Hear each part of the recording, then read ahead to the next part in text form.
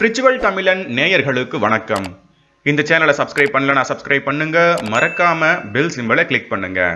நம்ம சேனல்ல விளம்பரம் செய்ய நினைக்கிறவங்க கீழ்காணும் மெயில் ஐடியை தொடர்பு கொள்ளலாம். குரு பகவான் 2024ஆம் ஆண்டு மே 1ஆம் தேதி நண்பகல் 12:59 மணி அளவுல மேசராசி கார்த்திகை நட்சத்திரம் 1ஆம் பாதத்துல இருந்து ரிஷபராசி கார்த்திகை நட்சத்திரம் 2ஆம் பாதத்திற்கு பெயர்ச்சி அடைகிறாரு. பொன்னவன் மன்னவன் அள்ளித்தரதுல வள்ளல் அப்படின்னு குரு பகவான ஜோதிட சாஸ்திரங்கள் கொண்டாடுது. குரு இருக்கின்ற இடம் பால், பார்க்கின்ற இடம் கோடி நன்மை பெறும் என்றும் கூறப்படுவது உண்டு.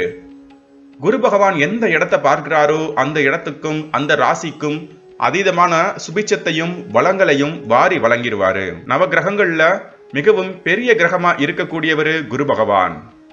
சூரியன் தன்னோட ஒளிய பிற கிரகங்களுக்கு கொடுக்கிறார் அப்படின்னா அப்படி பெறுகின்ற ஒளியில குரு பகவான் அதீதமான அளவு பிரதிபலிக்கிறாரு. ரிஷபத்துல இருக்கிற குரு பகவானோட பார்வையில கன்னி, விருச்சிகம் மற்றும் மகரம் ஆகிய ராசிகள் இருக்க போகுது. சரி, சுத்தி வளைச்சு பேசாம உங்க ராசிக்கு என்ன மாதிரியான பலன்கள் கிடைக்கும் அப்படின்னு நாம இந்த வீடியோல பார்ப்போம். சனி பகவான அதிபதியா கொண்ட கும்பராசி அன்பர்களே, உங்களுக்கு இந்த குரு பெயர்ச்சி நன்மைகளை செய்யுமா, வாழ்க்கையில மாற்றத்தையும் ஏற்றத்தையும் கொண்டு வருமா அப்படின்னு இந்த வீடியோல பார்க்க போறோம். இந்த குரு பெயர்ச்சி உங்களுக்கு சுமாரான பலன்களை தான் வழங்க போகுது. இத முதல்லயே சொல்லிக்கிறது தான் உங்களுக்கு ஆகச்சிறந்த எதிர்பார்ப்புகளை ஏற்படுத்தாம வாழ்க்கையோட யதார்த்தத்தை புரிய வைக்கும். கும்பராசிக்காரவங்க கொஞ்சம் சோம்பேறித்தனமா இருந்தாலும் வேலையை தொட்டுட்டா முடிக்காம வெளியே வர மாட்டாங்க. அப்படி ஒரு பிடிவாதக்காரவங்க. சுயநலம் இருக்கும். அதிர்ஷ்டம் குறைவா இருந்தாலும் அதை பத்தி யோசிக்காம கடினமா உழைச்சு முன்னேறி வர்ற அளவுக்கு திறமசாலிங்க. தகுதியையும் திறமையையும் வளர்த்து தன்னையும் சமூகத்துல உயர்ந்த இடத்துக்கு கொண்டு வர்றதுல கும்பராசிக்காரவங்களுக்கு நிகர் யாருமே கிடையாது. அப்படிப்பட்ட கும்பராசிக்கு 2ஆம் இடத்துக்கும் 11ஆம் இடத்துக்கும் அதிபதியானவர் குரு பகவான். அவர் உங்க ராசிக்கு 3ஆம் இடத்துல இருந்து 4ஆம் இடமான ரிஷபத்துக்கு பெயர்ச்சி அடைகிறாரு. அங்க இருந்துகிட்டு அவரோட பார்வை 8, 10 மற்றும் 12ஆம் இடங்கள் மீது விழுகுது. கேது பகவான் 8ஆம் இடத்துலையும் ராகு பகவான் 2ஆம் இடத்துலையும் இருக்காரு. இதுல 8ஆம் இடத்துல இருக்கிற கேது பகவான குருவோட பார்வை புனிதத்தன்மை உடையதா மாத்த போகுது. உங்க ராசிக்கு 12ஆம் இடத்துக்கும் அதிபதியான சனி பகவான் உங்க ராசியிலேயே ஆட்சியில இருக்காரு. அவரோட பார்வை உங்க ராசிக்கு 3ஆம் இடம், 7ஆம் இடம் மற்றும் 10ஆம் இடங்கள் மீது விழுகுது. மேஷத்துல இருந்த குரு பகவான சனி பகவான் பார்த்ததால எதுவுமே ரொம்ப தாமதமா தான் உங்களுக்கு கிடைச்சிக்கிட்டு இருந்துச்சு. காரணம் என்னன்னா, குரு பகவானோட செயல்களை சனி பகவான் தாமதப்படுத்திக்கிட்டே இருந்தாரு. இந்த சூழல்ல சனி பகவானோட பார்வையை விட்டு குரு பகவான் விலகி போறாரு. அவர் ரிஷபராசி மண்டலத்துக்குள்ள நுழையிற இந்த காலகட்டம் உங்களுக்கு அதிர்ஷ்டங்களையும் பணவரவையும் ஏற்படுத்தி தரக்கூடிய காலகட்டமா அமையும். உடல் நலத்துல கவனம் செலுத்துங்க. உடல் நிலையில இருந்து வந்த பிரச்சனைகள் நீங்க ஆரம்பிக்கும். புதிதா எந்த ஒரு உடல் பாதிப்பும் ஏற்படாம பார்த்துக்கோங்க. பேசும் பொழுது நிதானத்தை கடைபிடிங்க. சுவையான உணவுகளை தேடி சாப்பிட ஆரம்பிப்பீங்க. வாழ்க்கையில ஒரு சில பேருக்கு மட்டும் சிக்கல்கள் வந்து போகும். குடும்பத்துக்குள்ள நடக்கிற எந்த விஷயத்தையுமே வெளியே சொல்லாதீங்க. ஏன்னா அது அந்நியரால பெரிதுபடுத்தப்பட்டும் வேறு விதமாக பார்க்கப்பட்டும் திரிச்சும் பேசப்படும். இது உங்களுக்கும் உங்க குடும்பத்துக்கும் அவமானத்தை ஏற்படுத்தும். பணவரவுக்கு இந்த காலகட்டம் நல்லா தான் இருக்கும். செலவுகள் அதிகரிக்கும்.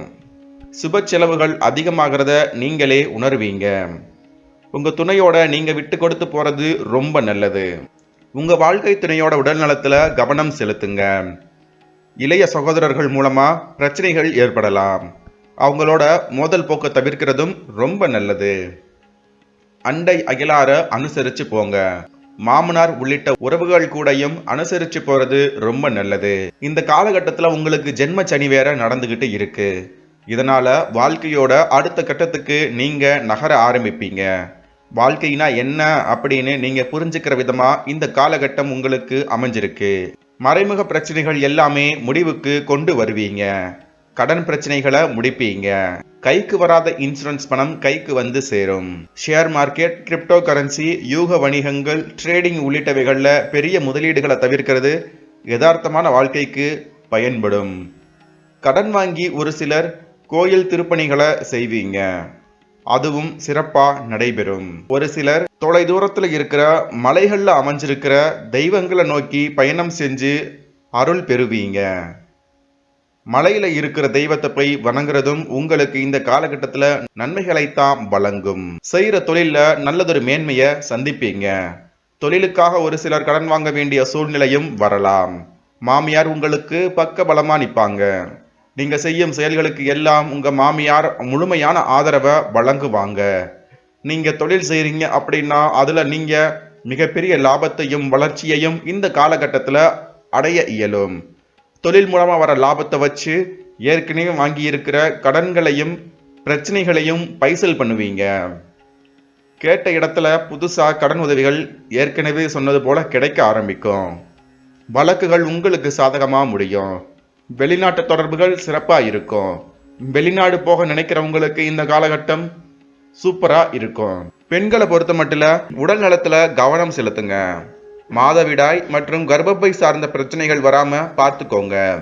சரியான நேரத்துல உணவு எடுத்துக்கிறதும் மருந்து எடுத்துக்கிறதும் உங்களுடைய உடல்நிலையில மேலும் சிக்கல்கள் ஏற்படாமல் பாதுகாக்கும். இதனால் வரையிலும் தொழில இருந்து வந்த தொல்லைகள் நீங்கும். மனசுல இருந்து வந்த கஷ்டங்கள் நீங்கும். பிரச்சனைகள் முடிவுக்கு வரும். தொழில் ரொம்ப டல்லா இருக்கு, தொழிலை மாத்தலாமா அல்லது புதுசா தொழில் துவங்கலாம்னு இருக்கேன், வேலை சரிப்பட்டு வரல, என்ன பண்ணலாம் கேட்கிறவங்களுக்கு தொழில் நல்ல விதத்துல மாத்தலாம். ஏற்கனவே செஞ்சுக்கிட்டு இருக்கிற தொழில் சிறப்பா வளர்ச்சி அடைய ஆரம்பிக்கும். தொழில் ஆரம்பிக்கிற நினைக்கிறவங்களுக்கும் உங்க ஜாதகத்தை பார்த்துட்டு ஆரம்பிக்கிறது ரொம்ப நல்லது. உங்களுக்கு ஜென்மச்சனியும் இந்த ஆண்டு முடிய போகுது. ஏன்னா 2025 சனி பெயர்ச்சி திருக்கணித பஞ்சாங்கப்படி நடைபெறும். அதனால பெரிய அளவுல இனி பாதிப்புகள் உங்களுக்கு இருக்காது. நீங்க எது செஞ்சாலும் அகலக்கால் வைக்காம கொஞ்சம் யோசிச்சும் பிறர்கிட்ட ஆலோசனை கேட்டும் செய்யறது சகல விதத்திலும் பாக்கியத்தையும் ஏற்றத்தையும் வழங்கும். வருமானத்துக்கு குறையில்லாம இருப்பீங்க அப்படின்னு ஏற்கனவே சொல்லிட்டோம். ஆனா வர்ற வருமானம் கடன் அடைக்கிறதுக்கும் மருத்துவ செலவுகளுக்கும் சரியா இருக்கிற மாதிரி ஆகிடக்கூடாது. அதுக்காகத்தான் இவ்வளவு விளக்கத்தையும் நாம சொல்லிக்கிட்டு இருக்கோம். எதை எடுத்தாலும் அசம்பந்தமா இருப்பீங்க. கொஞ்சம் மந்தத்தன்மை உங்ககிட்ட இந்த காலகட்டத்தில் தூக்கலா இருக்கும். ஒரே நேரத்தில் முடிக்க வேண்டிய விஷயத்த பல முறை முயற்சி செஞ்சும் முடிக்க முடியாத சூழ்நிலை காணப்பட்டுக்கிட்டு இருக்கு. அதை நீங்க ஏத்துக்கிட்டு பொறுமையா எதையும் நிதானமா செஞ்சு பழகுங்க. இந்த காலகட்டம் உங்களுக்கு பொறுமையையும் நிதானத்தையும் வழங்கக்கூடிய காலகட்டம்னே சொல்லலாம். காலில் சுடுதண்ணியை ஊற்றிட்டு ஓடிக்கிட்டு இருந்த நீங்க இப்போ நிதானமா செயல்பட ஆரம்பிப்பீங்க. அமைதியும் அன்பும் இப்போ நீங்க அடைய ஆரம்பிப்பீங்க. உங்க துணை மீது அன்பு செலுத்துங்க. அவங்க சொல்றதையும் கேட்டு பழகுங்க. அவங்களுக்கு கொஞ்சம் நேரம் ஒதுக்குங்க. ஏன்னா அவங்க அதைத்தான் உங்ககிட்ட இப்போ எதிர்பார்ப்பாங்க. 100க்கு இந்த குரு பெயர்ச்சியில உங்க கும்பராசிக்கு 72% நன்மைகள் தாங்க நடக்க போகுது. மேலும் பல நன்மைகள் நடக்கணுமா?